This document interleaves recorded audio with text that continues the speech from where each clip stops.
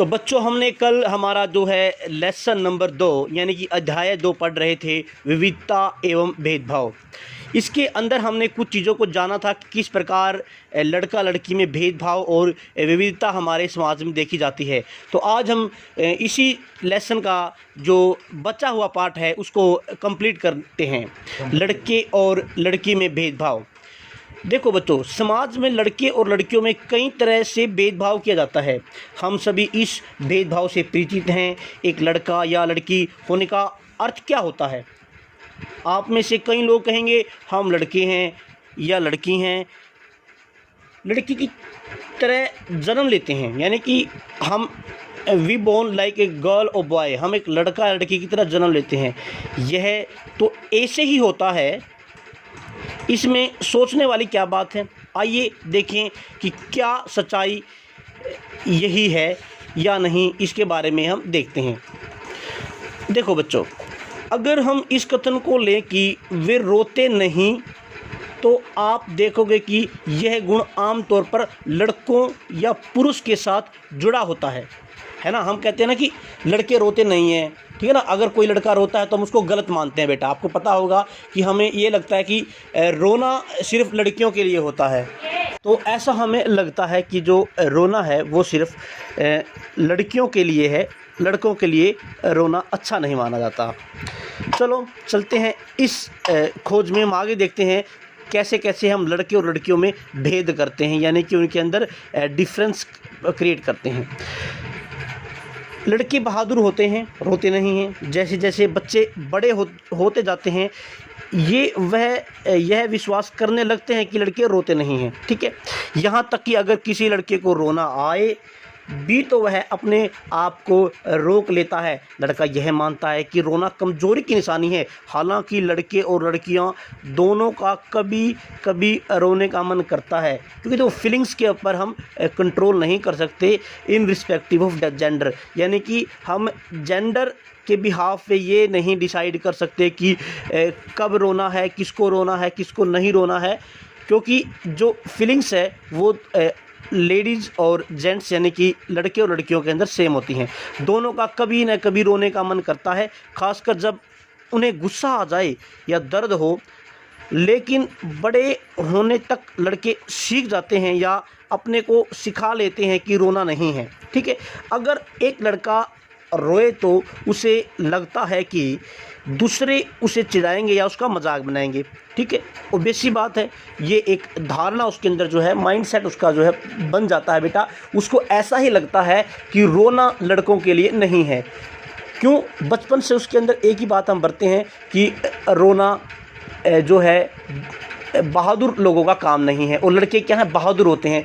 तो जैसे जैसे वो ग्रो करते हैं तो उनको लगता है कि अगर कोई लड़का रोएगा तो वो एक बहुत ही शर्म की बात है। आपको भी पता होगा, आसपास कहते हैं, एक डायलॉग आपको सुना होगा कि लड़का होकर रो रहा है। तो आपने सुना होगा कि ये हमारे समाज में इस प्रकार की धारणाएं हैं बच्चे, इसलिए वह दूसरों के सामने रोने से अपने आप को रोक लेता है।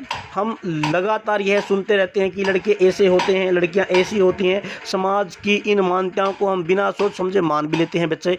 हम विश्वास कर लेते हैं कि हमारा व्यवहार इनके अनुसार ही होना चाहिए। हम सभी लड़कों और लड़कियों को उसी छवि के अनुरूप देखना चाहते हैं, यानी कि जो समाज ने, जो सोसाइटी ने हमारे लिए पैरामीटर्स बना दिए हैं कि लड़के को ऐसा दिखना है, लड़की को ऐसा दिखना है, हम उसको क्या है, सच मान लेते हैं और यही मानते हैं कि यही सच है। इस प्रकार अगर कोई लड़का या लड़की बिहेव करता है, इस प्रकार कोई लड़का या लड़की अपना जीवन यापन करता है, तो वो सही मानने में जो है सही है, अदरवाइज हम उसको गलत मानते हैं बच्चे।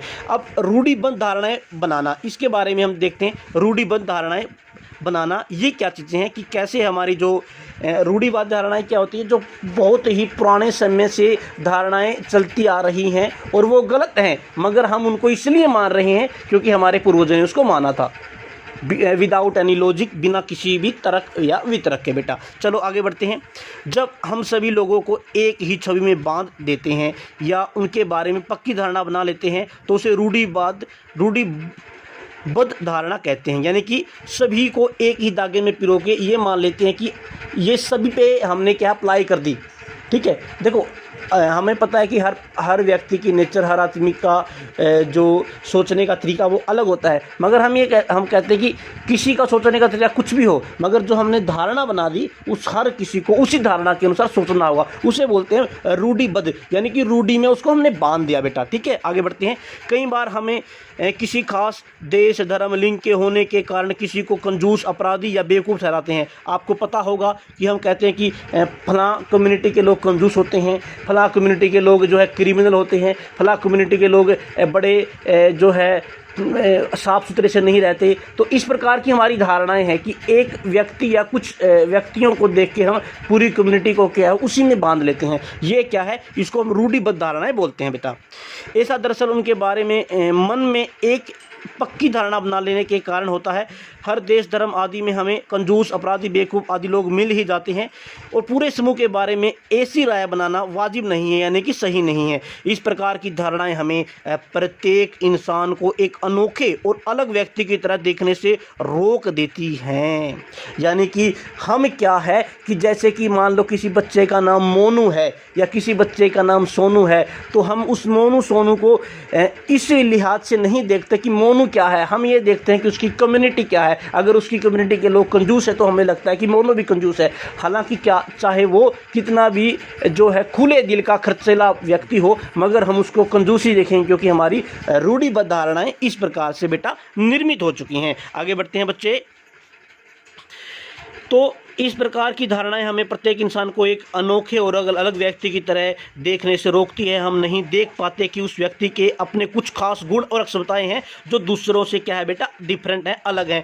रूढ़िबद्ध धारणाएं बड़ी संख्या में लोगों को एक ही प्रकार के खांचे में जड़ देती हैं। जैसे माना जाता है कि हवाई जहाज उड़ाने का काम लड़कियां नहीं कर सकती बच्चे। ठीक है, आगे इन धारणाओं को, यानी कि इन धारणाओं को का असर हम सब पर पड़ता है। कई बार ये धारणाएं हमें ऐसा काम करने से रोकती हैं जिनको करने की काबिलियत शायद हम में हो, यानी कि हम वो काम कर सकते हैं, मगर हमारे लिए जो लोगों की धारणाएं हैं, हमारे परिवार की, हमारे समाज की, उस धारणा के कारण क्या पता हम बहुत ऐसे कामों को से वंचित रह जाते हैं जो हम कर सकते हैं और हम कर नहीं पाते। तो बच्चों, अब हम देखते हैं असमानता और भेदभाव।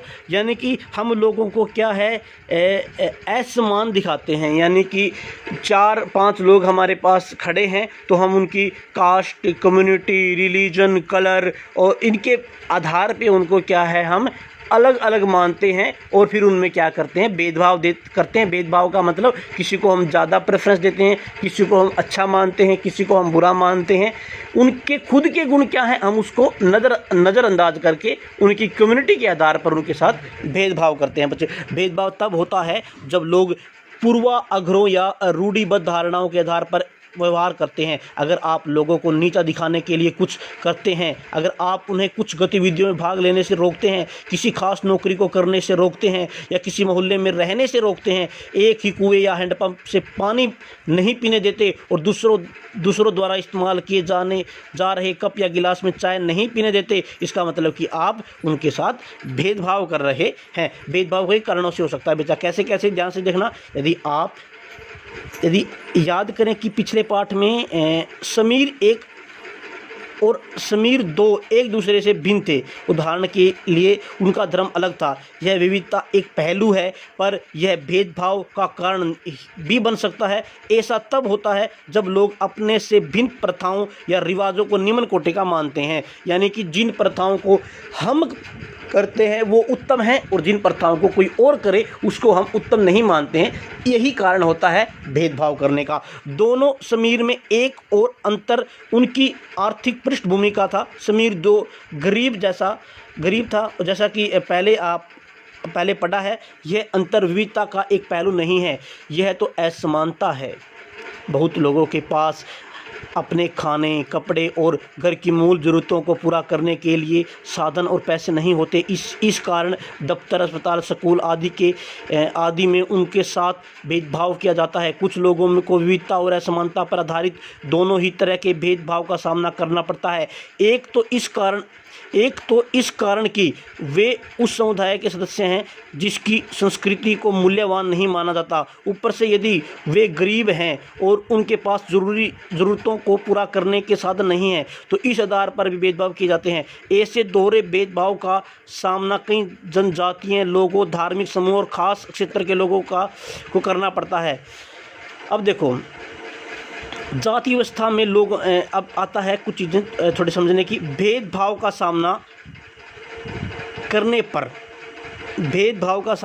पर हमें जो है किस प्रकार से आगे बढ़ना है, क्या करना है, कहाँ कहाँ दिक्कतें आती हैं, काम करने में कहाँ दिक्कत आती है, लोगों के अंदर सामंजस्य बनाने में कहाँ दिक्कत आती है, बेटा ये हम पढ़ेंगे कल नेक्स्ट क्लास में। यहाँ तक आशा करते हैं कि आपको हमारा ये लेसन पसंद आया होगा। आपको पता है असमानता और भेदभाव में कैसे असमानता से हमारा क्या है, हम भेदभाव करते हैं, क्योंकि डिफरेंस इज़ ऑलवेज देयर। लोगों में मतलब जो है आपको पता होगा, एक माँ के अगर 2 बेटे होते हैं बेटा, उनमें भी बहुत फ़र्क होता है, वो भी सेम नहीं होते। मगर इस बेसिस पे क्या है, माँ कभी अपने बच्चों के साथ भेदभाव नहीं करती। मगर हमारी सोसाइटी क्या है, कुछ रूढ़िबद्ध कारणों के कारण 2 लोगों में जो है भेद करती है। बेटा हमें इन चीज़ों से ऊपर उठना है और हमारे समाज को एकजुट करने के लिए कार्य करना है। आशा करते हैं आपको ये क्लास पसंद आई होगी और इसी प्रकार हम कल हमारी नेक्स्ट क्लास करेंगे। धन्यवाद।